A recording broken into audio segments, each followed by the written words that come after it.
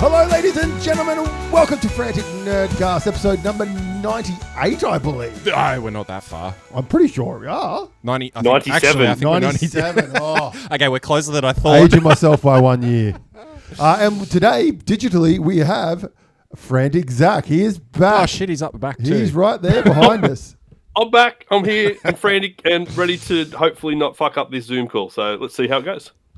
Now, we would like to give a massive congratulations to Zach. He has now joined the Nerd Dad group. It's been going all right so far. Only been weed on, I think, 3 times. Wait till you're shat on. No, I haven't got that point yet. But no, it's been good. We've watched a few Liverpool games together. I'm going to slowly ease him into some anime soon. So might do the one episode of One Piece every day for the next 7 years. I was going to say, being a nerd dad, soccer's not very nerdy. I mean, it is. It's a crap sport. Oh, he said it. Yeah, but it's easy to sort of just chill with it and watch the game. I reckon you could probably do an episode of One Piece, an episode of Fairy Tail, and an episode of Dragon Ball Z a day. Probably. It'll be, yes, I'll probably start with One Piece, and then we'll look at some others. I've got to do Pokemon at some point too, so hit him with some classics. Yeah, but I mean, Pokemon was only good up until they went to the second region, I think it was, Kanto region. That's when they started introducing the... it's like when Misty got Togepi and stuff like that. That's when it kind of went downhill for me. It was... Yeah, Kanto. Then they did like that weird Orange Island sort of side quest where they ditched Brock and had Tracy. One, I think, yeah.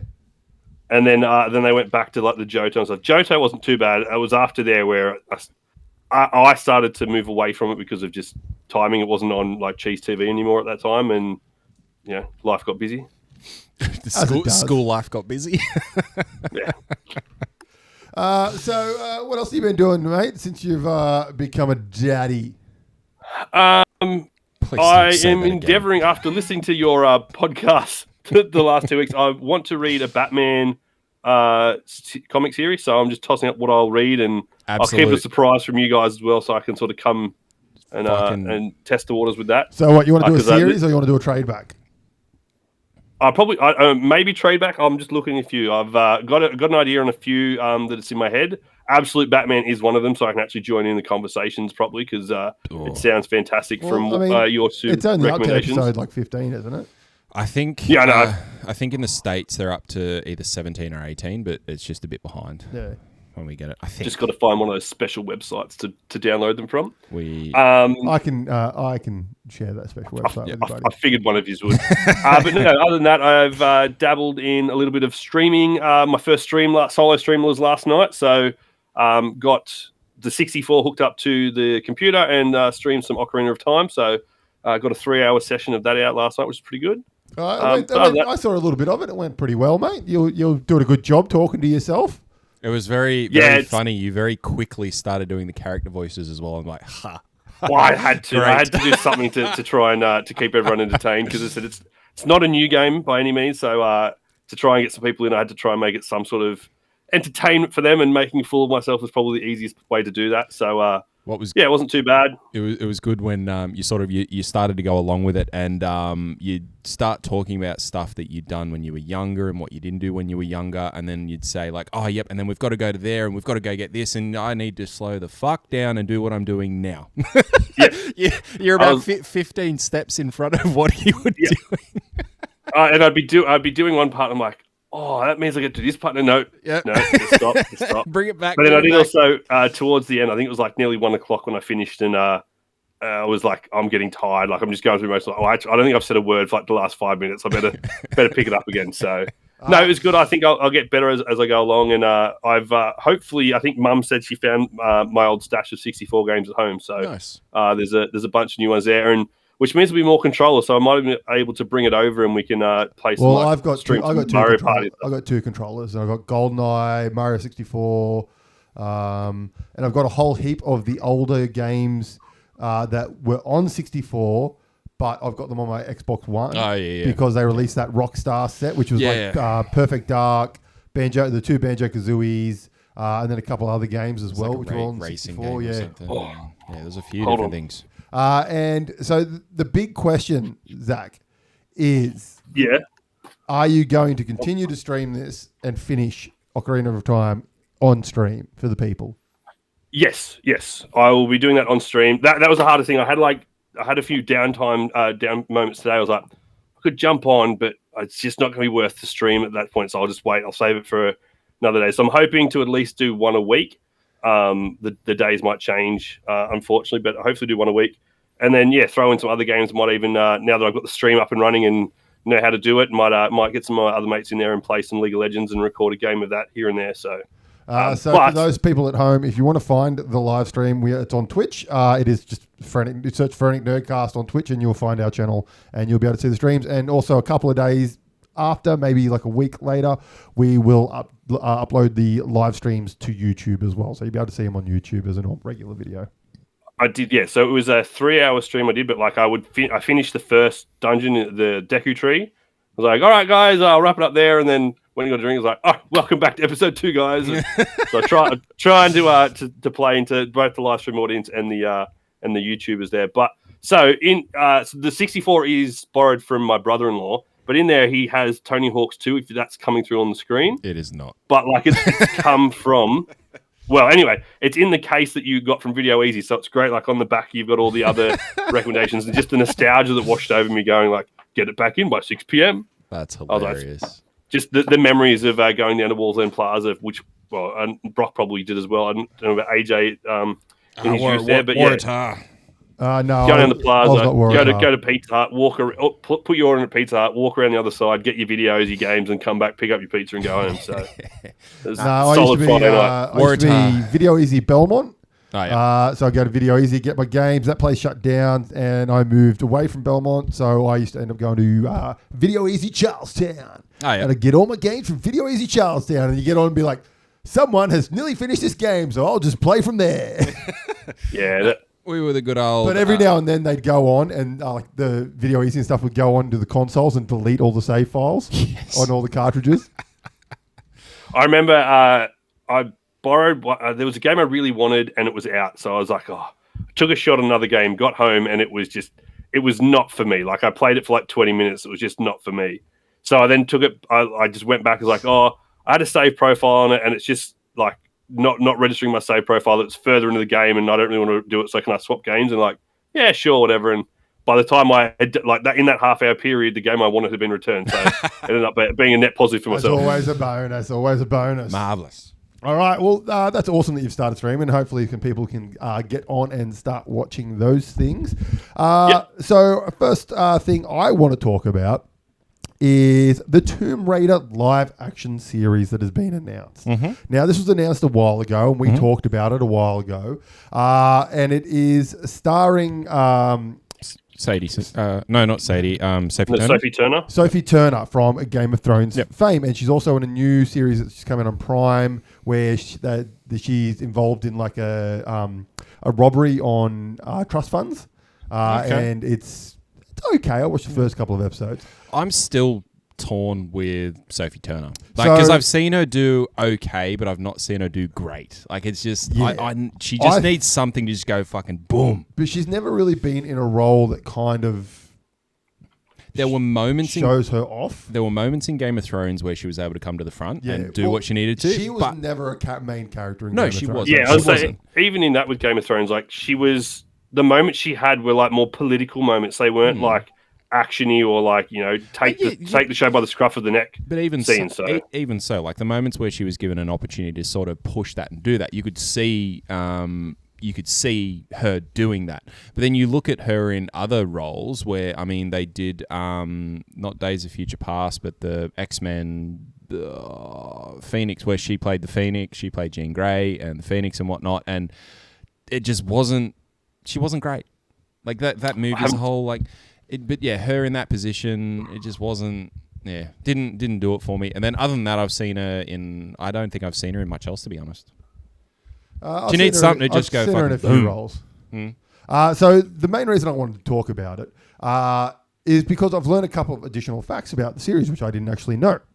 So we've had the test photos that have been released of her in the test costume. She's got the iconic glasses. She's in the full costume. It looks sweet. She looks ripped, and like that's just a test photo as well. Which for test photos, as far as test photos go, it looks good because test photos are generally just this is the costume. We want to see how it looks on camera. It looked like a very, very fucking clean. Yeah, test and photo. so it looks pretty. The teaser trailer's come out too, and it looks fantastic in that as well. So, so a couple of things I didn't realize. Number one, and this is the one that actually gets me really, really excited about it, is that Phoebe Waller-Bridge is the creator, writer, and executive producer on the show. Okay. For those of you who don't know who Phoebe Waller-Bridge is, she's an extremely talented writer. She wrote Fleabag. She wrote the latest Indiana Jones. She wrote Killing Eve. The latest Indiana Jones. Yeah, that cancels the other ones out. But she also created and was showrunner on Killing Eve. Okay, which is one of the best shows to come out in the last couple of years, and like she knows how to write women, and so I feel like it will make Lara a really strong character in this. I think it'll just be top notch. But then on top of that gets me even more excited. Is, No Time to Die, the 007. Yeah, Jason Isaacs is in it. Now, Jason Isaacs, for those of you who know, and now... Oh, really? So you should know this one, Zach. You should know who Jason Isaacs is. The name is ringing many a bell. It should, because he was one of the big bads in Harry Potter. He was old mate's dad. Yes. Lucius Malfoy. Yes. Yeah. So he's in it. So obviously, I think I reckon he'll probably be the butler or he'll be a baddie. I don't know. But then... He plays a good baddie. Yeah, but then the icing on top of the cake, which is the part that makes this even better. Her Majesty, Sigourney Weaver, is in it as well. Really? Yes.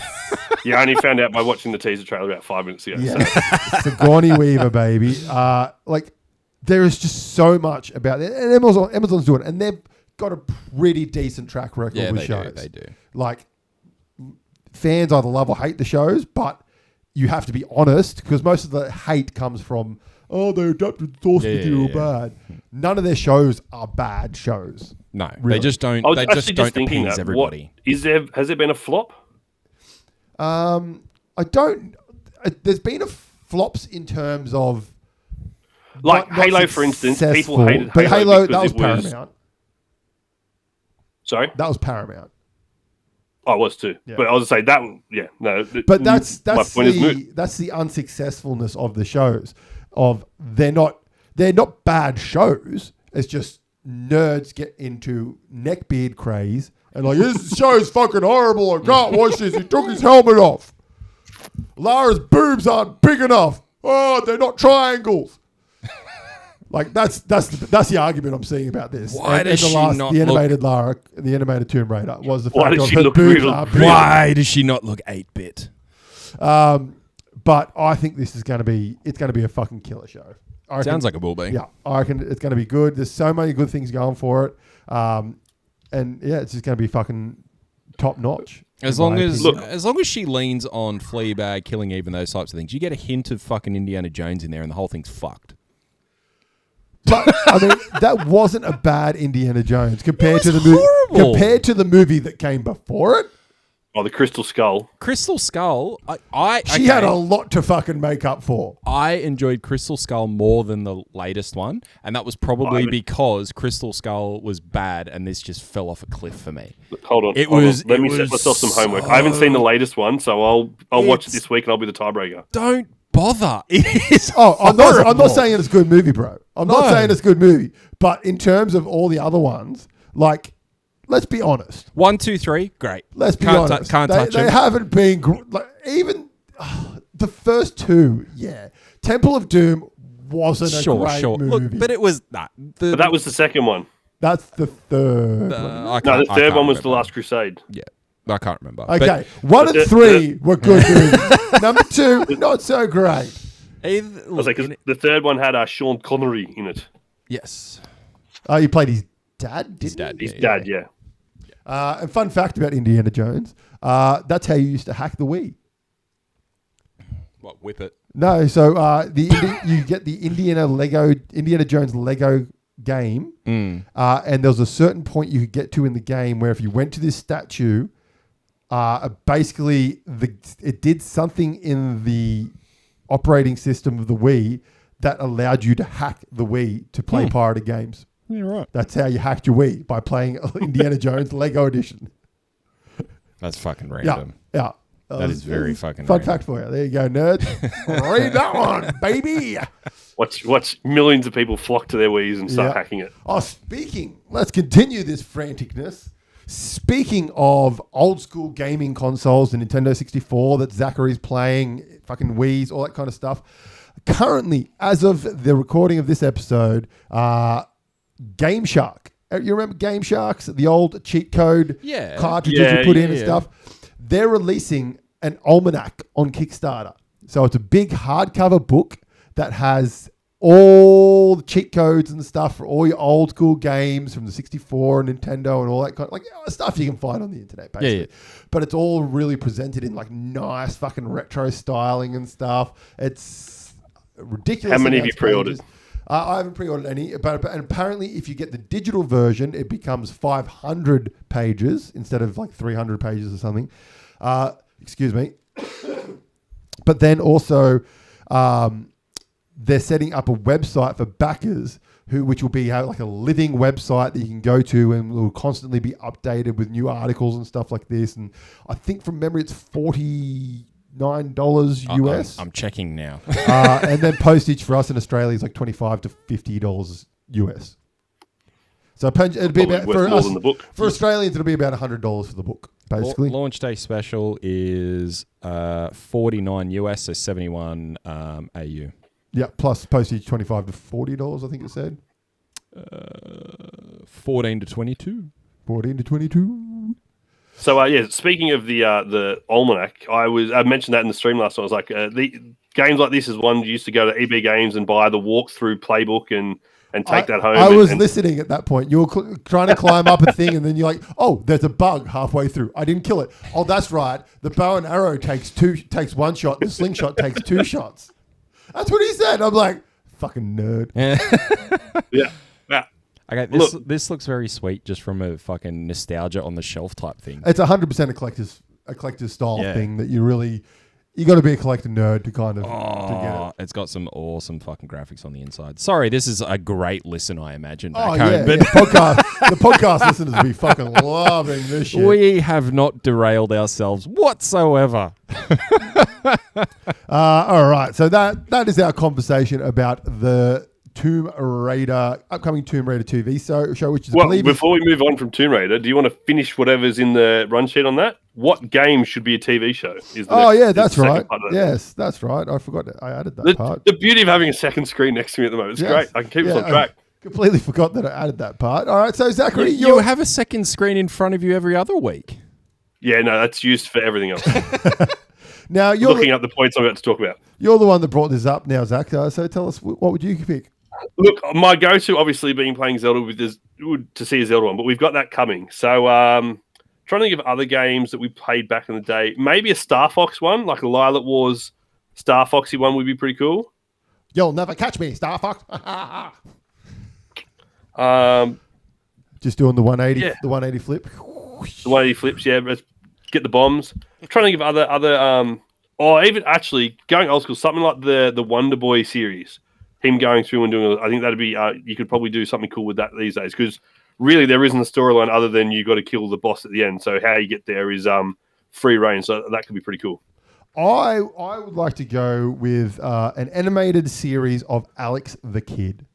Now, I loved Alex the Kid. Now, for you younger listeners out there, Alex the Kid was a free game that came on the Sega Master System. For you Americans, the Sega Master System. You didn't put a cartridge in. You just pressed the power button, and then Alex the Kid booted up. And it was a fucking amazing game. And the best part about the game was there was no save point. So if you fucking died or you had to go, like mum comes in, you need to go in. No save point. You turn that fucker off.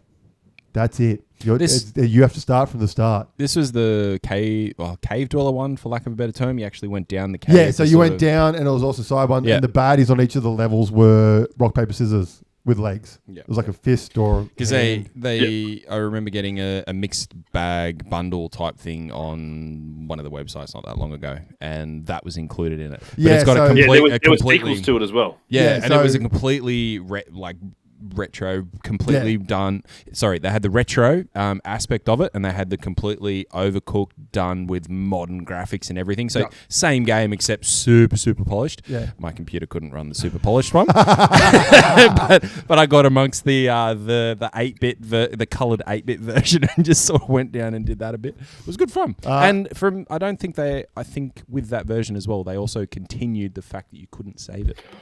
Yeah, I'm pretty sure because I got that in a pack as well. I've just thought of another one. Conker's Bad Fur Day. Oh yeah, that'd be good. I'd like that. You know what that animated? Is, no. You could do it animated. You'd have to. Yeah, I'd say you do it some sort of animated. So Conker's Bad Fur Day came out around the time of Ocarina of Time, Super Mario 64, Banjo-Kazooie, and it was all. They're all roughly the same sort of thing of like open world games, go and do this, level up as you go. Yeah, it's a 3D platformer style game. So for Conker's Bad Fur, they're like, well, what's the point of releasing another one when they were the same company that owned Banjo-Kazooie, so we're just sort of competing against ourselves. So this became like a R-rated, like adult humid style game with like drinking and cigars and all that sort of stuff. So it's like literally, so from memory, it has something to do with basically the country he's in is going to war. He's been conscripted. So the night before conscription, he goes on a bender and wakes up behind enemy lines or something like that. And it's just all about him trying to get back to his girlfriend and stuff. So that I think would be an awesome TV series. I'd say it'd have to be animated, but yeah, it'd be sick. You know what I think would be a fantastic series, but it just would not fly in today's culture. Leisure Suit Larry. Just would not fly in today's culture. Like it's a not very PC game, even though it was on the PC. Funnily enough, that would be quite insane. What about you, Brock? What game would you like to bring to the real world? I would love to see an absolute balls to the wall Snowboard Kids. I was thinking that you could do an amazing like sports round style fucking massive round robin thing live where they go into each of the CGI in my head I think live action would be too CGI'd anyways. Like it'd be heavily, so I think it would be in my head I picture Team Rocket Kids. Rocket Power. Yeah. See, but that's the thing. I would like to see the live action and how they would do it, but I think it would be so heavily CGI'd and like it would pull away from some of that over the top aspect of Snowboard Kids. But I'd want to see the over the top aspect of it. If you did over the top, you could do like they've done with like Blue Lock for the soccer anime, where they did Blue Lock really well, where it had the anime tropes, but it was very much soccer. Like it related to everything soccer related there. The little Easter eggs they sprinkled in there was fantastic. So something like that with Snowboard Kids, I think would be pretty cool too, because then you could have the over the top nature of Snowboard Kids, but still have some sort of reality base as well. I think now that you've said that, like even like in an anime style, I think that'd be pretty sweet. Like some of the things that they'd be going off at, like the tricks and whatnot, you'd have that really cool animations, the modern animation style, and like the tricks and what. Yeah, I think that'd look pretty fucking sweet. That'd be mine. I'd love to see Snowboard Kids. That'd be sick. There's so many games that I think would be really interesting. I'm trying to think of one. Like I would really like to see, and I think it could be super successful. Apple Plus series of Doom. I think that would be fucking amazing. Are we getting another movie? What do you mean? We had the movie. I think we're getting another movie. How dare you, Zachary? How dare you? Even though the second movie, it was bad, but it wasn't. There's a second one? Yeah, the second one actually told the story better than the first one. It was actually more based on like hell and demons. I'll add and it stuff. to my homework. It didn't star The Rock when The Rock could barely act. Unfortunately, it didn't have Keith. I was about to say Keith Urban. Carl Urban. See, are there any modern games that we could translate to this? Gears of War. They have done a whole bunch of things. They've been talking about it for so long. I I need Gears of War. That would be See, so God, fucking good. I was just going to say, Incredible. but that's God of War that's coming, isn't it? God of War's Yeah. coming. So, But see, Gears of War. They've done announcements. I I reckon would- Netflix are behind it and all that stuff. I It'd be want to so- see, like, yes, a live action version would be pimp, but in all honesty, a fucking Castlevania style anime of it would be fucking amazing. They I could know. get away with so much more. I'll split the middle. Give us both. Well, I just think a live action one, number one, it's gonna have the Halo effect. There's just so many. Yeah, it's been it around will, for so it long, will, it and it's will. such a popular game that's set so many tropes. Yep. It's just gonna have the Halo effect. I think do agree anime, with that. you get away with more in anime. Yep. And I think you could do more for less money. Yep, I agree with everything you've said. I would prefer to see live action if there was no holds barred. They could just do what they want to do and just get it done. We don't all have end game money, okay? I know man? that, but I that have a would feeling be the preference. If it was live action, they'd be better off with a movie than a TV show. I believe that's what they're doing anyway. Yeah. Oh no, Oh, they are, I think it's a Netflix series. Ooh, Yeah. Okay. I think it is. Now, I'll say to flip this on its head, there's a TV show that I'd love to see as like a live action, as a 3D RPG, like similar to the Zelda games. And that would be a Stargate one. I'd love to see a single player Stargate one where you go into other worlds and all that sort of stuff. They It'd be tried. sick. They tried. No, they tried. They tried to they do an tried open world MMO. Yeah, they tried MMO. That's too far. Don't worry about that. Just a single player, something like that, where it's quite easy to do. I think that would be really good. Yeah, I could see that. What's a game where you could kind of compare it to? Because it's kind of like Mario 64-esque, really, isn't it? So you'd have your home base, and then you've got to go through gates or picture frames to different worlds, solve things in the different world. Like I said, it's having it as a single player one. It's been made, as bro. you said, there are several games. It's called Mario 64. Look, you're right. Yeah. You look now. Just put. You're going to look at Mario 64 in a different way now, aren't you? I am now. I'm gonna. Bowser's gonna be a Gould in my head. It's gonna be sick. That's it. Yeah, Bowser. That's what like all the turtles and stuff. They're just the Goulds. The Jafar. Yep. The Jafar. That's the one. Yeah, and they're taken over by the Goulds. And who can be the Ori? Well, see, I don't really think the Aura own that. Like your They chain might be choppers, Mario that could be the replicators. They're Mario Galaxy. The Ori come into a Mario Galaxy. Yeah, expansion. See, look, we've got to look. Stargate, get us on the phone. We've got a game set up for you. We've got it. And then we can even delve off into spin-offs, and we can have the mobile phone game of Universe, and then maybe the portable like Nintendo portable style game of Atlantis can be on that one. Whilst the base Stargate can be on the whole games, and then you could have little Easter eggs on the game when you like, oh, if I connect this to my fucking Nintendo on the PC, I get fucking bonus things. Look, see, we've just $1 million idea here. Stargate, get us on the phone. We'll bring it back. It's on. It's on. Okay, so now we can move on from Tomb Raider. Yeah, we can. Oh fuck, that was still Tomb Raider. That was still Tomb Raider. Another announcement that came out last week, officially came out last week, is that Brendan Sanderson has officially announced that Mistborn and Stormlight are coming in live action. Apple TV has won the rights. So you can go onto his YouTube stream where he puts up a weekly podcast style, like little 10-minute thing where he goes, oh, this is what I'm doing this week. On the website also has, he has little percentage bars that sort of tell you, oh, this is 10% done, this is 1% done kind of stuff. Nice. And he basically in his latest one, he talks about the fact that he went to Hollywood in the last couple of weeks, and he has he spoke to multiple of the big production houses and all that kind of stuff, and had a chat with them, and he said that all of the reviews, like all of the things, went really well, but ultimately the one that he decided to go with was Apple Plus, just due to the control they were willing to let him have. Okay. Their previous works. That's probably a good thing. And all that kind of stuff. So he will be the showrunner on the Stormlight Archive TV series. He'll be a co-showrunner with someone else who they still have to hire. Yep. And he is also writing the Mistborn script for the Mistborn movie. So Mistborn is going to be a movie. Yeah, Stormlight's going to be a series on Apple Plus. My understanding of the Cosmere, I think that Stormlight Archive is They're sort of two completely different books, Yeah. series set in the same universe. Okay, yep. But you see people from like or at least races and whatnot from the Mistborn within the Stormlight Archive, and they're all contained within Brendan's universe, which is the Cosmere. Sweet.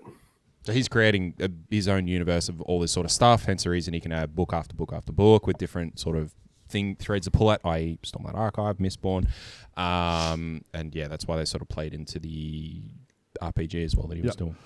So basically, he has said this will semi-affect his writing time. Not surprised. But he has also said that he's been planning this for a while. He's built that into his schedules for books that he has to deliver and all that kind of stuff. So we're going to be delayed, but on the books, but we won't know until the true impact of the series start to. Yeah, but I mean, he says that he has already built this into.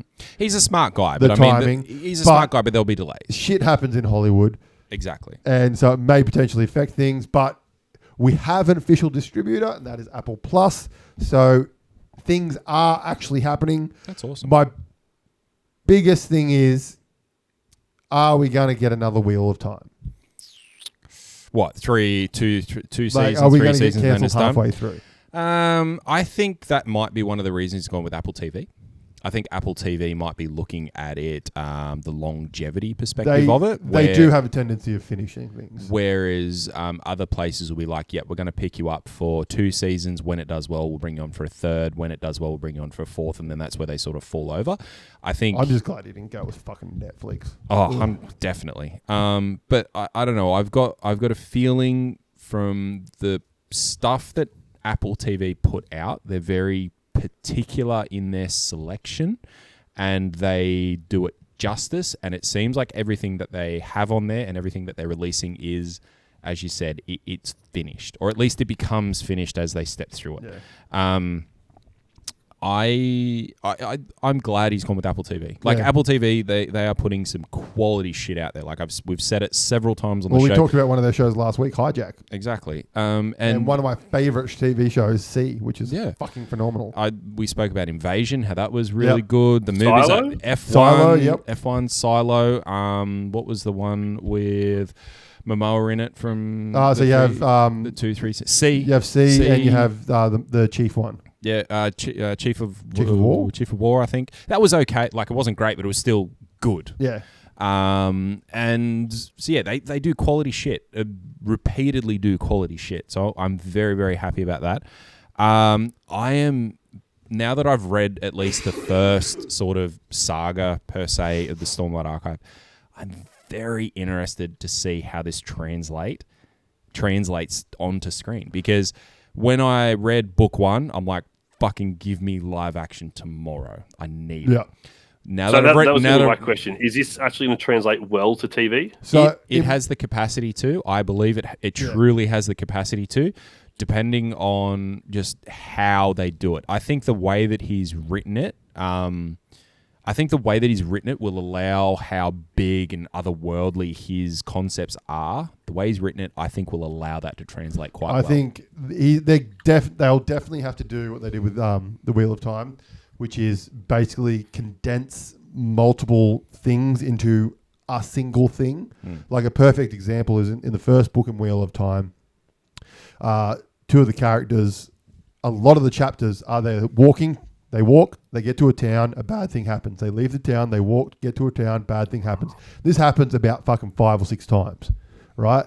They basically, in the show, they condensed all of that into one. They walk, they get to a town. All that bad stuff that happened at the multiple towns happens at the one town.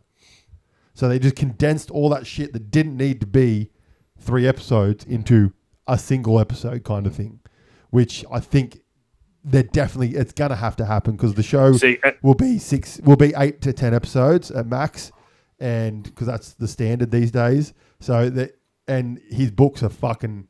There's a lot in them, so they're gonna have to. But that's the thing. Like his books, as they start out, they're not as chunky. They start out smaller, and they get chunkier the more he goes. Oh yeah, in, yeah. because, But there's still a lot of shit in there. That doesn't need to be in there. Definitely, 100% agree with that. But because we spoke about it the other week, like his first book was kind of here's the characters. His second book was here's a couple more characters and the world. Third book was here's the fucking world, and then he just kept building and building upon that. So Yeah, I think that'll be either making a change, like I said, will make it either very successful, but then it'll also bring the neckbeard rage because they've made changes to the source material. So, but that's also the thing we've talked about multiple times. When books are adapted to live action, you can't adapt a book to live action without changing things. Exactly. Because books are written to be a verbal. In your mind is the camera. They're written so that you get those directions from that book in your mind, and you go, okay, this is what a person looks like. This is they've walked over here.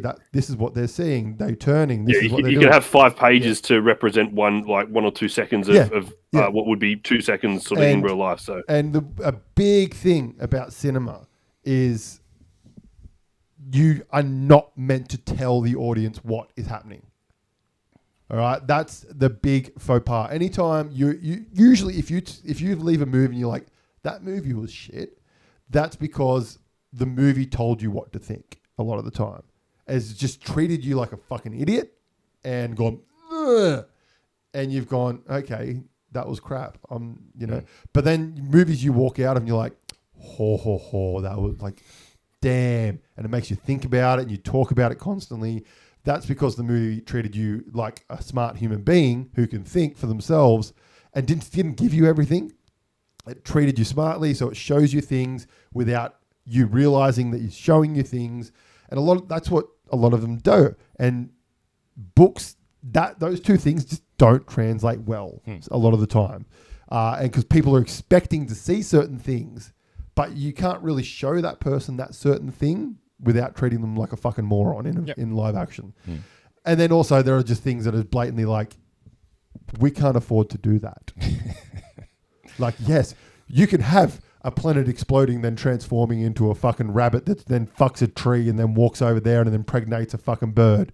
That's great in a book. That costs us fucking that costs us $1 million to do that in a fucking TV series where one episode costs $1 million. Yeah. So no, Scott. It'll be interesting to see it come to life. I think I'm keen as. Oh yeah, to see it. I think it'll be great. It'll be amazing. I mean, season 1 will be an awesome build of it. I have a question for you. Yep. Okay, so this means absolutely nothing to you because you haven't read them. The main character. What's the main character's name? There's several, but if you want to Cal, yeah. So, what race is he? Human. No, it's human. No, but like what nationality would you call him? Rasharian, I think it is, or Rasharan. Yeah. Compared to our world, what race would you think he is? What race? Yeah. Compared to our what nationality? Well, oh God, no, because he's got Australian. No, because he's got like a tanned skin from memory because he's like out in the sun and whatnot for more. So I mean, you're looking at maybe Middle Eastern. So something along those lines. I did not get this at all from reading the books, but I read an interview where Henry Cavill apparently contacted. This is a while back as well when the first book came out. I think it was essentially contacted Brendan and said, if you want it, let's try and make this. I would love to play Cal, and he would have said no. He's like, no, because Cal is Asian. Oh, there you go, Asian. Okay. And I was like, really? Did not get that from the books. But also, it's a completely made-up world where Asian may mean a completely different thing. And exactly. But yeah, that just got us through me a little bit. I was like, I didn't see that. It'd be interesting. I would have thought like Middle Eastern. Yeah, because it'd be interesting to see if it was along the lines of like a locale perspective or like a location perspective or a class perspective because of the way that they do their class systems within the thing. That'd be very interesting to see. Yeah. Like, because he might be talking about the simple fact of the way that it actually builds the people within Rashar, how it is very If you go like old school Asian, like it's emperor with the people underneath the emperor, which extend down to the people and whatnot. So he might be talking from that perspective. But yeah, definitely I picked up Middle Eastern. But anywho, there you go. Interesting. Yeah. Have you read them yet, Zach? No, but I've got been a week. recommended by other people to read it, so I might start. You've got 1 week. No. So the book you need to read, because you need to join the book club here, motherfucker, and that is Dungeon Crawler Carl. Yeah, I know. I listened last week. I've been listening. So But apparently, hey, look, I've got to listen. I've got to do an audiobook. Yes. So See? I'm on the I listened. I'm on the audiobook train, and it's fucking I listened. phenomenal. So speaking of, where are you up to, Brock? Like 70%, I think it was. 70%. All right. You got some catching up to do, brother. It'll be done by next week. I'm halfway through book 2. Oh, really? Bastard. I'll fucking listening to it. I will be listening to it from now on. But yeah, I pretty much get 40 to 45 minutes in the car to work, and then 40 to 45 minutes in the car on the way home from work, and then at work, if I'm doing anything that doesn't involve audio, I'll just chuck it on as well. So I can smash out like I three can't to 4 hours a day. Cannot do that at work. If I've got something where I sort of want to listen to it, if it's a podcast or if it's or if it was an audiobook, I've never listened to an audiobook before, so it will be a new experience for me. Oh, you'll love these. This will spoil you for audiobooks, though, because they're all not this good. Yeah. But even podcasts, I can't do it while I'm at work. Cannot do it. But he's weird. Like when he's weird. I know. When AJ paints model, he'll be watching a brand new series. I can't do that. If I'm painting, I've got to have something I've seen many times before, because otherwise I'll just watch that, or I'll be painting, I'll miss information, and I've got to rewatch half the episode anyway. I'm happy to start a show in the background, but if I get one peak of interest into it, I'm just like, well, that's done. Now I pack everything up over to the show. Just a pure multitasker, motherfucker. No, you just miss everything. No, mate, you could test me after these things, and I guarantee you I'll still be able to answer them all.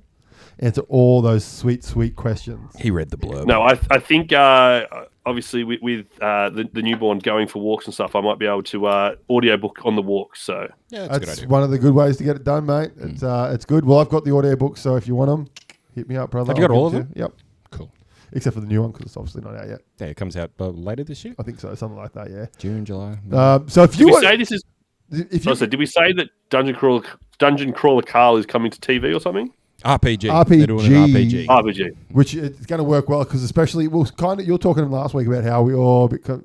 I'm keen to see how it comes across and translates, but in book 2, you can start to realize how it'll work. Okay, good. Like, because it's a lot more like mixed, like weird mobs and stuff like that, and it's pretty cool. I did say that because I'm only in book 1, it probably isn't translating as well, but obviously. So for those of you at home, join the book club. Read Dungeon Crawl Carl with us. We'll set up a thing on the fucking, what's it called? The Discord. We'll set up a book club on Discord and take that moment to do 2 things for us. Join the Discord and subscribe to the YouTube channels, please. Oh, links below. What he said. You're a talented man, Zach. What the little head on the screen said. Look at him out there, little noggin.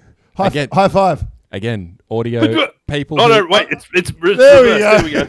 Again, people who listen audio only. This is just fucking great content for you guys. This is what makes us frantic, motherfuckers. I am 97 episodes in. If you don't know what we're about yet, fucking hell. I am the not so powerful Oz in the background here. You are very green. From 101, we're going to be focused. We're going to be shooting. No, we're not. Never mind. Shit, we've got 3 weeks to figure out what we're going to do for episode 100. It'd probably be just another episode, to be honest. If you listen to Bevan's got us hiring out pubs and stuff and having a live audience. Mate, Bevan, if you want to fork out the coin for the pub, that's sweet. Fuck. Just very quickly, before you say that, he will make something happen. Look, if he fucking will. I'm happy to do it, as long as he knows. I'm just letting you know. If he can fill up, like, let's set a benchmark for him. If he can get the tavern 40 people in a crowd for us, he'll do it very easily. Make it happen, baby dog. Mate, I'm telling you now, you're fucking relative. He's gonna make it. That's what I'm telling you. He's gonna make it fucking happen. Zach, I'm presuming the next one is next thing is your one. What is it? I just threw it in as something interesting to talk about. So, World of Warcraft has the 11th expansion coming out later this year. It's called Midnight. So is this a new expansion or is it just a re-release of one of the old ones like they've been doing? No, this is the new one. So it's not our classic where they're every so many years they're just re-releasing the old ones again. This is a brand new one. So does this get you to level 300 now? No, so there's been that many level squashes. It's back to this new level cap will be level 90. So I haven't played. I subscribed to the current expansion. I couldn't even tell you what it's called. Last one was Dragonblight. I can't remember what this one is. But yeah, I just don't have the time to play. I'm very still much interested in it.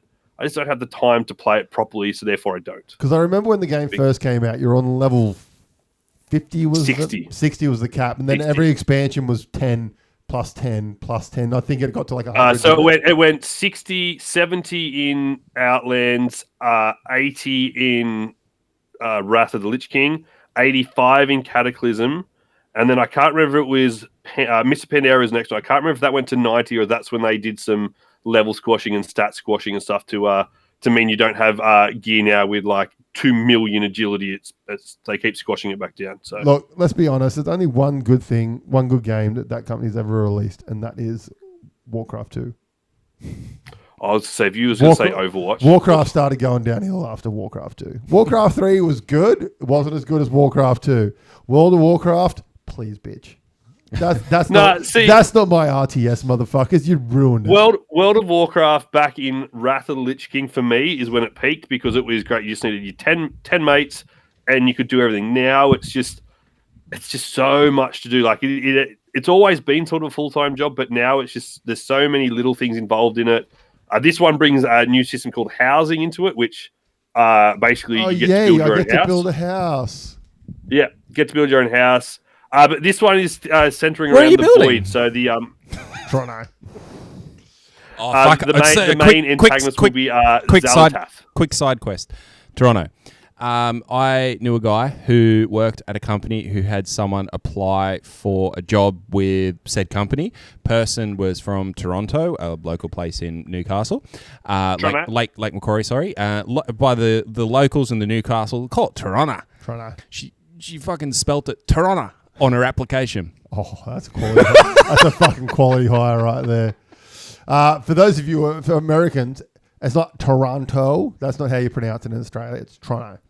That's how you pronounce it. Toronto. Yeah, miss half the O's, add a couple of extra R's. And Melbourne. It's not Melbourne. That's not how Australia. That's not how you pronounce it. It's Melbourne. Melbourne. It's not Wagga Wagga. It's Wagga Wagga. Yeah, it's Melbourne. That's how you pronounce it. Not Melbourne.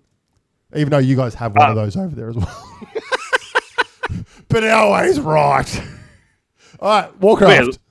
So basically, the antagonist is Zalatath, who comes from the Void. The only thing I don't know much about her is she used to be, I think, something to do with a priest legendary dagger that was in a couple of expansions ago. So interesting to see what's happening here. For me, the problem with WoW now is they've sort of just the antagonist they've got is hard to keep up with because like 5 expansions ago, you had these giant like universe creating gods that stabbed the planet with a sword and that was sort of level, and then we've like how do you go bigger and better from there? So it's they're doing an interesting job. Some of the laws and things like better than others in some expansions. Let's be honest, they've only ever had one real villain, and that villain was Leroy Jenkins. Oh, still one of the best clips of streaming ever. It's the meme that lives on. Even young kids, fucking Minecraft kids, would probably still know who Leroy Jenkins is. Oh, they'd probably know the saying. Whether they know where it comes from, different story. But true, they wouldn't know where it actually comes from. They created 6-7 and have no idea where it comes from. So this is true. This is very, very much true. Do you know where it came from? I just thought I'd throw it out there as WoW is coming out on March the 2nd. March 2nd. There you go. March 2nd. So I'll when it comes out, my mates will be playing it, and I'll get the insights if it's good or bad or whatnot, and I'll do another report then. Well, I can officially say that I will not be playing it. No, I figured you wouldn't be. As in, I last played it. I think it was a BFA Battle for Azeroth, which I think was 2 or 3 expansions ago now. ever since I sort of dabble in it, but by the time I get up to where I can join my mates, I'm like, I'm over it. They're that far ahead of me anyway. It's just not fun being carried through everything because I'm not playing the game. I'm just the fly on the wall while they do everything. So, it's definitely through the door a game like that I the just don't have bride you time to are. sink into it anymore. It's carrying you like the bride you are, buddy. I actually think the next Like game this that show. I'll play, it will be Emergence Day when it comes out. Gears of War. I think because that's coming out later this year, so that'll probably kickstart me a little bit to play some shit. What do you got to buy? What do you got to buy to get that? I think I need a new Xbox. Because let me say, it definitely ain't going to be played on PC, motherfucker. Not on mine. Fuck. No, it will not accept. It probably wouldn't fucking download it, to be honest. That's going to be an expensive game for you, buddy. Yeah, it probably will. But anywho, that's Future Brock's problem. Brock will squirrel money away in the account for when that time comes along. But I think, that'll be the next one I dabble in. Well, the next game I'll be trying out is old mate across the pond, Phil, has invited me into doing some Baldur's Gate with him and Taryn. So nice. I'll be hopefully getting us to stream that, and we can get some content out of that as well. So sorry, where the fuck's my invite for fucking Baldur's Gate? Oh, look, it's only been the postman day. Look what in is the camera this and talk shit, to Phil now. Phil, what the fuck?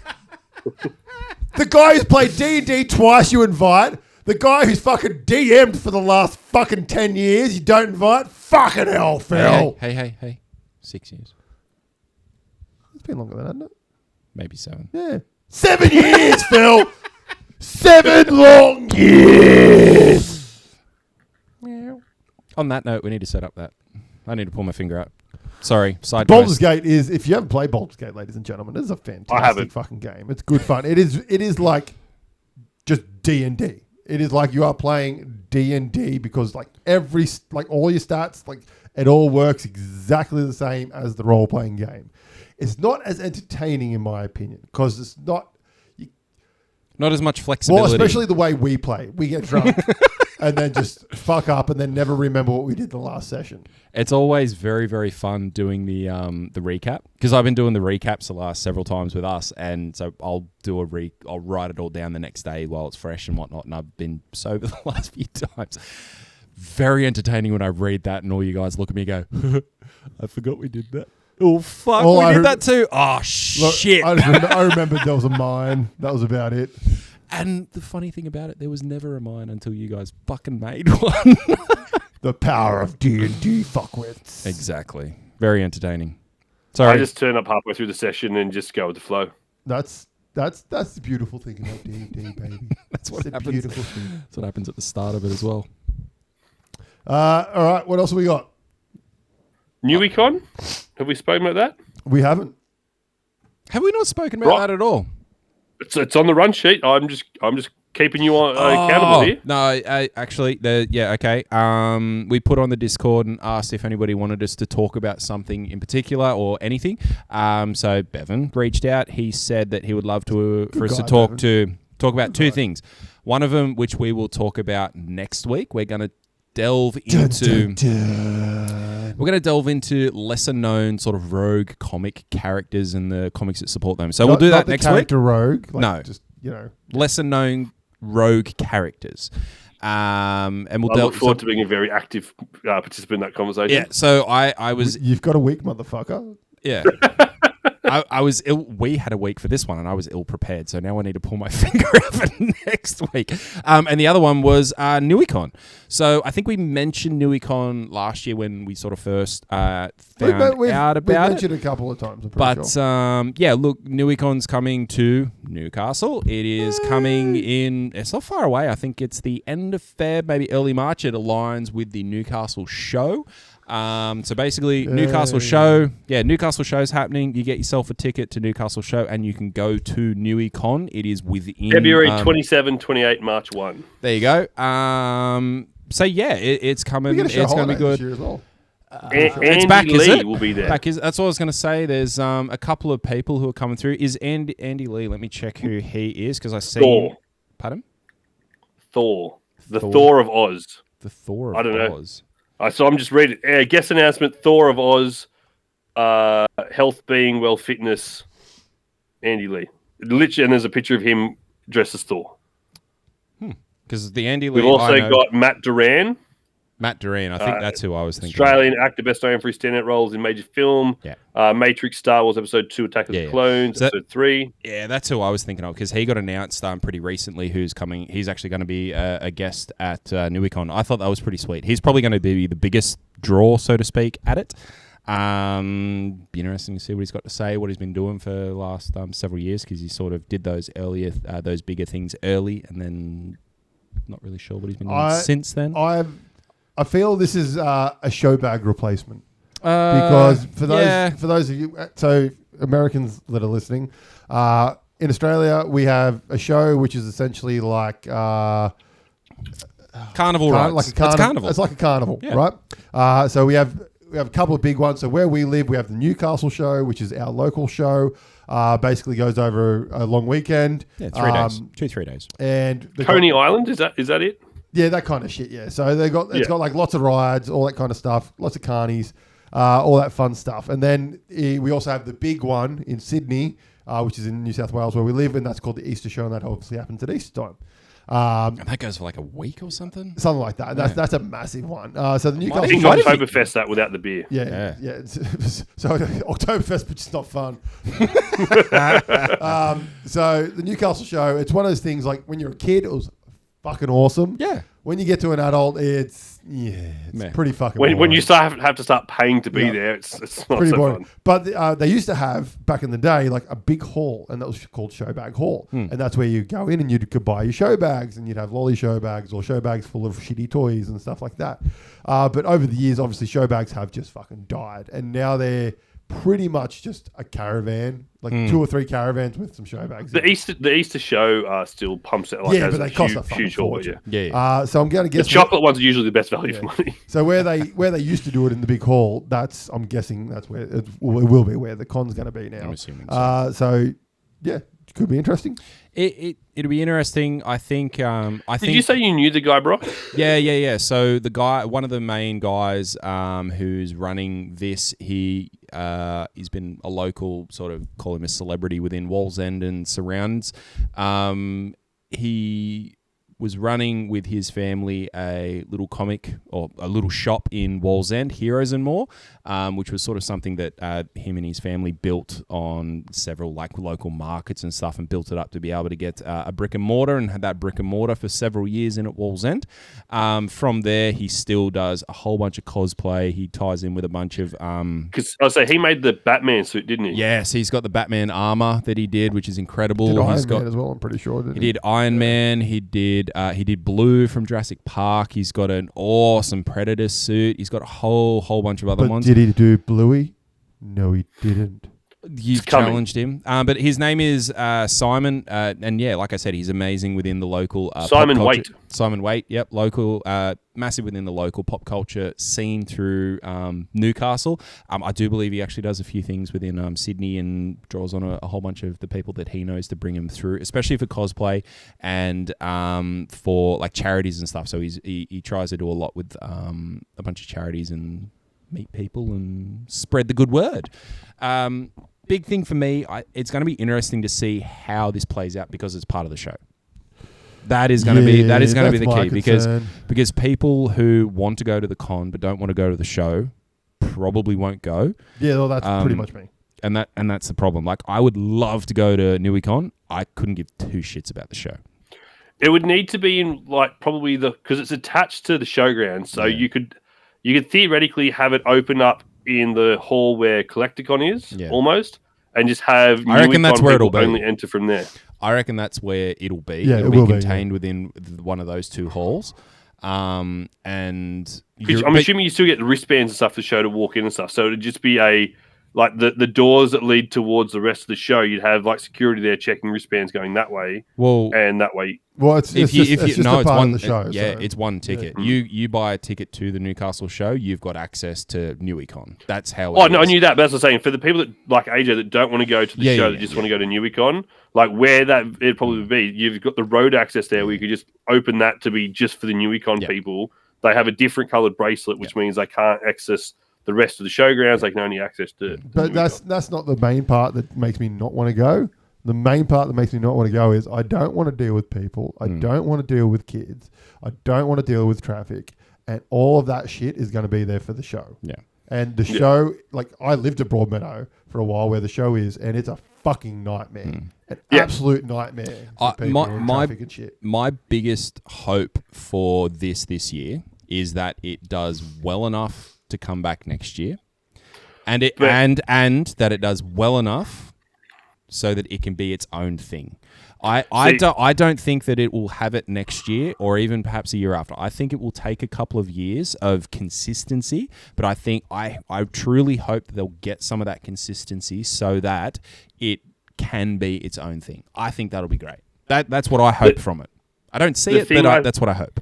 The thing I think you'll struggle with that for this is because it's attached to the show, it's hard to know who went in there and was successful because people were only there for the show. I can guarantee you the people in there who are running this will be counting the shit out of people through those doors. They will be banking on... They will have a fucking counter on the door. They will want to know who went through... Oh, no, I know that. And that will be the key indicator as to how successful it was. It'll be how many people through the door.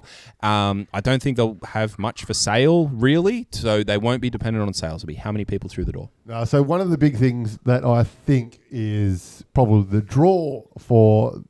having it at the show is the fact of it's all under the show's things. Yes. So it's under the show's insurance. It's under the show's public liability, blah, blah, blah. So it just makes it that much easier to run it. See, I understand why they've done it this way. It's just meh. They wouldn't have been able to get it off the ground otherwise. Oh, yeah, and that's why I think this is a foot in the door. I hope it does well enough over the next year or two so that it can be its own thing. Yeah. That is my true hope for it. Yeah. I really hope it does. Because it'd be fucking awesome if it does. This is something that, like, we are a reasonable sized city, Newcastle, for Australia, and we don't really have anything like this. Like, Brock and I chat to Phil over in WA, and I know he's in Perth or on the outskirts of Perth and capital city, I know, but he's got events every second week sort of thing that he's going to, and they had a variety of things. They had 4 in one day the other week. Yeah, whereas here, like in Newcastle, we get Collecticon twice a year, and that's it. Like, we don't even have like card shows, let alone like conventions like this. So, my fingers are crossed that this is wildly successful and takes off and spawns many other things like it. Just for reference, mate, we are the 7th largest city in Australia. That's my point. Like, we're not exactly a small little outback town. We are quite large. Sydney, Central Coast are not very far away, so it's not like we don't have access to a population of people that would travel there, because everyone from Newcastle gladly travels to Sydney for all those things. So it's not very hard to conceive that Sydney people wouldn't travel to Newcastle as well. Well, Collecticon, when they happen, my understanding is that the 3 events that we've had in Newcastle now, they've each sold out. So we are the largest non-capital. Yes. There you go. Yes. So Sydney is the largest, and then Melbourne, Brisbane, Perth, Adelaide, Gold Coast, us, and then Canberra. See, who wouldn't want to subscribe to this channel? We do geography, we do current events, like, we cover everything. We just don't know if we're going to cover it. So continuing on with the fun, nerdy things, this one's a not so fun, nerdy thing. This one's me having a little bit of a bitch. This is, I want to talk about... we should have this as a segment because it's every week. I know. I want to talk about reputable business stores scalping the fuck out of products. Oh, yeah. Is this Good Games? This is Good Games. Do it. So if anyone from Good Games is listening, fucking learn your lessons, pricks. So, Riftbound TCG, right? Great game by the way. Fantastic game. So, want to learn how to play it? Check out YouTube. Basically, businesses like Good Games are the reason this game is not going to be successful. Yes. So in Australia, Good Games is a chain board game, like gaming store. Collectible shop. We say board game, but they don't really sell board games anymore. Much more TCGs. Games. Yeah. TCGs. Bit of Warhammer. Bit of Model. So basically, they just announced they got new stock for Riftbound of the booster box. I'm like, cool. No prices in the announcement. They've announced this on Facebook, and then someone's commented, how much? And the person replied, call the store for price. And I instantly went, okay, this is going to be fucking ridiculous. Yep. So I went to their website, And I Googled the website and it goes $500 for a fucking booster box. That's nuts. And I'm like, surely that's just, it says out of stock. That's just them, doing that whole out of stock thing. Went in the store today. No, $500 a booster box they're selling them for. That's fucking ridiculous. So for American friends, that's what? US $750, $800 US. Yeah. No, the other way. Other way. Oh, yeah, Other way. sorry. So it's other like way. $350 Sorry. US for a booster box. And booster packs were $23 each, which is like $15, $16 a booster pack in America. Yeah, look. It's just fucking ridiculous. Like, it is like, this is how you kill a game. This is a game that people want to play. People don't want to fucking spruik out and collect this shit. This isn't a fucking trade economy like Pokemon. No one plays Pokemon. People use it as a fucking it's a trade resource now. Correct. It's just a stock. That's all Pokemon is. No one plays the card game. No one gives a shit about the card game. We wouldn't say no one, but it is far outweighed by the collectible nature of it. It's more of a collector than a playing game. It is game. definitely still played. Whereas but still. Riftbound, people just want to play it. Yes. And no, you can't buy stock. And apparently, so I found out, you can get the Chinese release of it at a lot cheaper price. Naturally. But that's the same as Pokemon. Exact same cards. And it's just fucking these one-piece Pokemon scalper pricks make it bad, and then that makes it... Drives it They're up. bricks and mortars. So currently looking online now. So EB Games, you can get the booster boxes for around $220. Yeah. And that's the problem there. EB Games, Kmart, all the ones that sell at MSRP clear out instantly, which means good games who have the stock then can charge what they want because they're the owners that have the stock in. It's just fucking ridiculous, man. I'm just sick of it. It's no wonder people, like, kids can't get into these fucking games. And kids are the ones... What are the new starters worth? Did you look or not? The starter decks. Yeah. Starter decks are blowing out as well. Because I knew that I've seen them for $200 a starter deck. Fuck. Because I know that when the first ones came out, we were like, oh, fuck. Because they were like $50. Online now, about 40. Well, Gameology has Series 1 on sale for 36, but about $40 each. 40, 45 is the most expensive I'm seeing. Because I seen like the round one starters pretty consistently around anywhere from $25 to $35. I can pre-order the Videck for the next series from EB Games for $44. Yeah. I did actually see... If EB Games survive still then. Yeah. I did also see... I don't know how. Surely they must be surviving alone off fucking card games. Well, they all shut down in New Zealand. Yeah, shut down in New Zealand. There's some shutting in just Newcastle. Just their stores. Their online stores still open in New Zealand, I believe. Yeah. But anywho. But that's my rant. Just fucking these brick and mortar, reputable fucking businesses scalping the shit out of fucking products. I'd be interested. Pisses me off. I'd be interested to see what Urban have currently got them for, because I know we went out there and had a bit of a chat with the guys, and they were basically saying that it was hard for them to get stock because Good Games sort of cornered that stock. Well, the funniest part of it is like, good on you for Good Games for trying to charge $500 for a booster box. But I instantly walked out, found out the price, and went, and walked out. Yeah. Instantly went to another shop, just looking for the new Gundam box set. Oh, yeah. Booster box. And literally the first thing I did was badmouth Good Games. That's the first thing I did to these people. The shop that I went into, I said, Good Games are a fucking joke. And there was another person there, and I pretty much turned to them. And I said, don't ever buy anything from Good Games. Fuck them. You know what I feel bad for? Urban Empire currently online have booster packs for, I'm assuming it's still season 1 of Riftbound for $10 a booster. Origins. And the started... Origins. Just says Riftbound TCGs $10. That's all it says. The artwork looks like it's the first one. Yeah, I think and then there's two starter decks for $35 each. Yeah. Oh, beautiful. Yeah. So that is sort of in line with your MSSRP. Yeah. So it'll be very interesting to see what... Well, it's interesting that they don't have them advertised for box number 2, because they probably don't have them because Good Games got it cornered. No, but that's what they said about Gundam as well. Like the company that supplies cards to Australia is owned by Good Games, so Good Games gets the lion's share of it, and then they can sell what they want. But see, the problem is like... No, so Gundam's different. So Let's Play is the company you're talking about. They're the major distributor in Australia. Yes. Gundam goes on brick and mortar play. So Bandai, who released Gundam, basically the more games you host and people you get in your games in store dictates how much stock you get sent.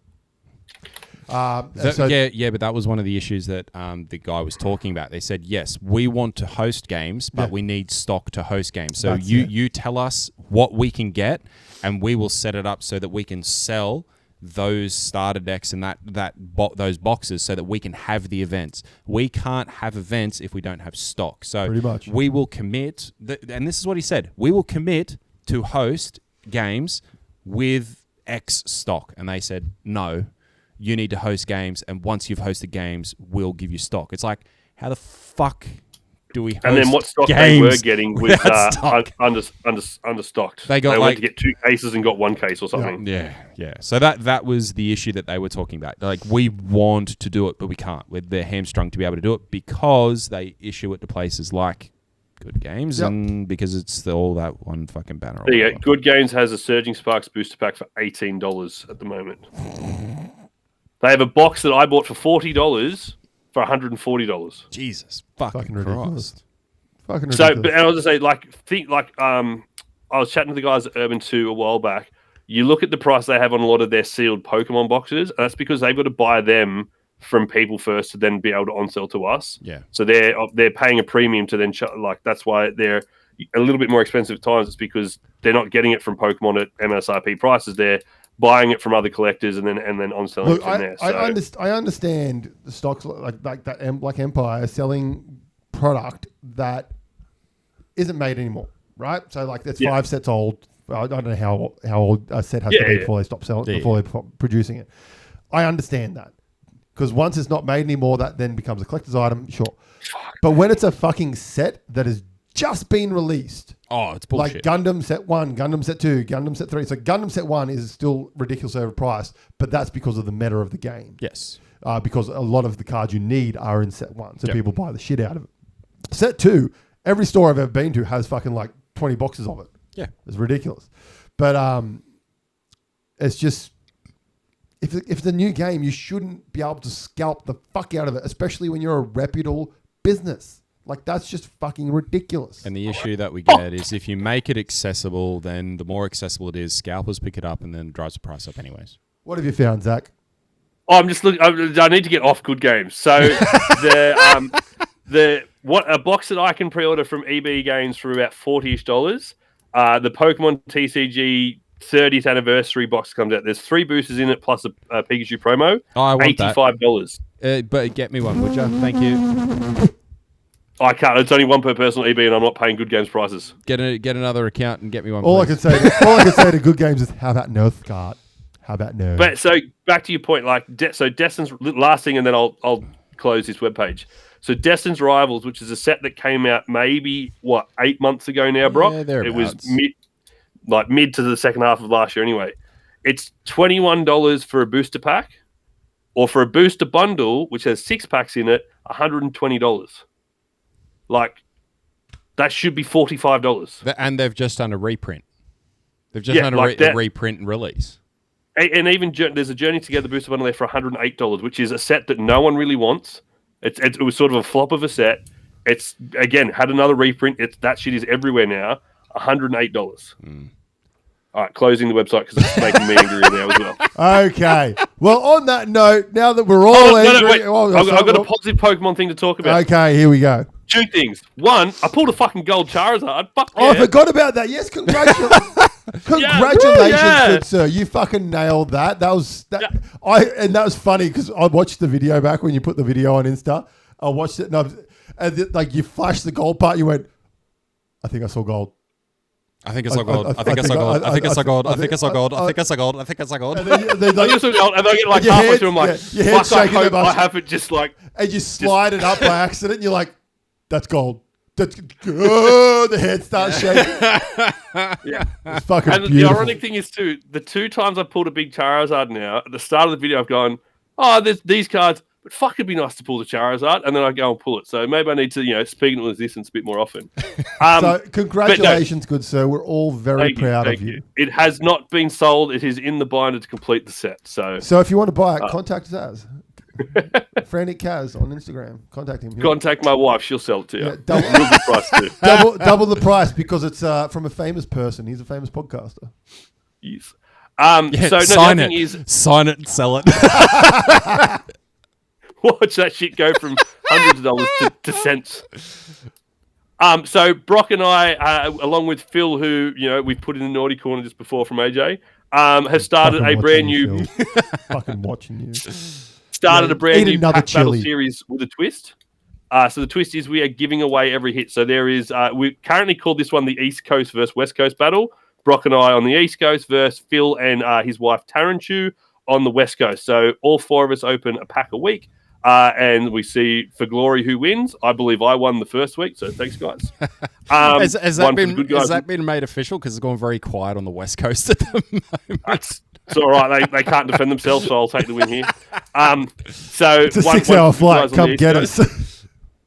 But every hit that we pull goes into a binder, which we'll be giving away after a few months. I'd say. I think it's towards April. We'll be giving this away, so we can get some hits in there. So for context, AJ, if he hadn't got that Charizard last week and got it this week, he would have lost the Charizard to that giveaway. For context, really? yes. Yeah. So he got that in just in time. You're a lucky motherfucker, man. He got that in just in time, and now he's got he pulled the honesty system is definitely going to be there for some people because we've discussed it. If you pull a God pack, that pack whole thing goes in. Whole thing goes in. I don't think there's any. Oh no, because Ascended Heroes, there's God packs. So Ascended Heroes who are. It depends. So we will dabble in a few different packs. It's just trying to make sure that we've got stock for all four of us. But I'm sure at some point we'll probably be opening a different pack each because stock is hard to get, especially for us. But yeah, so there are God packs obviously in older sets. I've got some Black Bolt packs here which have God packs in it. So we'll see. But yeah, so the new set Ascended Dream comes out soon, which will probably open a few packs. And I know Phil is going to pull that Golden Dragonite that he wants so badly for his own personal collection. He will cry. I can't wait for him to pull it. Yeah, so I will laugh. And I hope he pulls. I hope he pulls it when he's doing one of his chili videos. That would just icing on the fucking cake. I reckon he'll separate those. So I think Phil is not completing these chili videos. So I think he needs to be eating the chili and then saying every card, not just like having a heartbreak and just fumbling the cards. I'm down with you on that one. Yeah, I'm down with you on that one. And then when if he doesn't, he's got to eat the same chili next time to progress. If you haven't seen it, very, very quickly, go check out Vikings_collects. He's doing a Chili Daddy run at the moment where he gets a chili from his garden, he eats it whole, and he tries to open a Pokemon packet. I think he's successfully opened one and read the the last one. The last one he didn't see one. He just went, fuck cards, milk. Yeah, look, he got through half. He just went through the first half, then started reading it, and I was like, "Nah, good effort, doesn't count." Look, Phil, as far as we know, these could just be baby capsicums. Like, we don't know. No, they're not. I know. You could see the pain in his face after the last. He's like, "My whole face is on fire." I'll tell you what we need to do. What we need to do. I reckon we get us three. Phil, and we'll do a lot. We'll do like I'm not eating fucking chilies. We'll do a video where we have to get the bomb Beyond Insanity, and we'll do a packet opening after eating a wing with the bomb Beyond Insanity on it, and then we all of us have to read out. Like you have to eat it, read out. I would struggle with like jalapenos, let alone fucking that shit. No, I think that'd be Phil. Hit us up, brother. We'll make it happen with these two pussies. I reckon if AJ wants to invite to Baldur's Gate, that's what he's got to do to pass the gate. So, yeah. I don't want an invite, so I'm out. Look, if you make me do that, that, only because you don't have a PC that can play it. If you make me do that, I'm going to Leroy Jenkins the shit out of that game, motherfucker.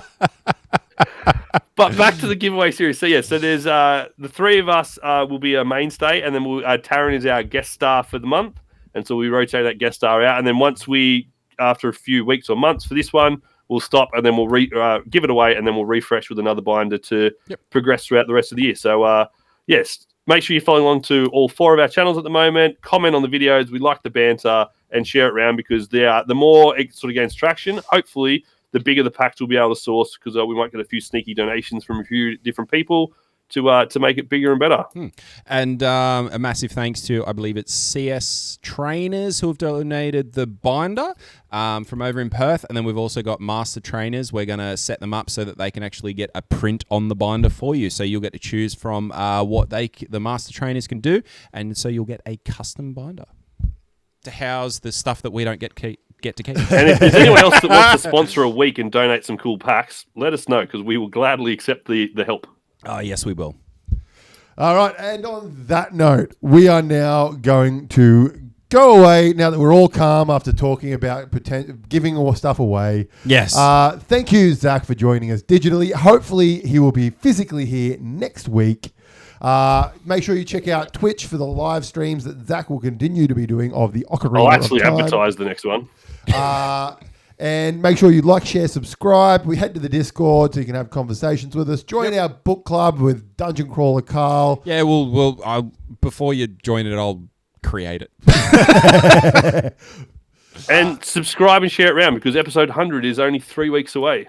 That's right. Well, we're going to be 100 years old. It's going to be fantastic. Thank you very much for listening, guys. And until next week, we'll see you later. Stay frantic. Bye. Hey, guys. Thanks for listening to Frantic Nerdcast. You can find all our latest news and information on Facebook or at franticnerdcast.com. You can find us on Instagram at Frantic Nerdcast. Find AJ at Weird Art by AJ. Find Zach at Frantic Kaz and myself at Frantic Brock. Please make sure to head over to our YouTube channel and subscribe for more YouTube-only content like Sequelize It and Plays Games.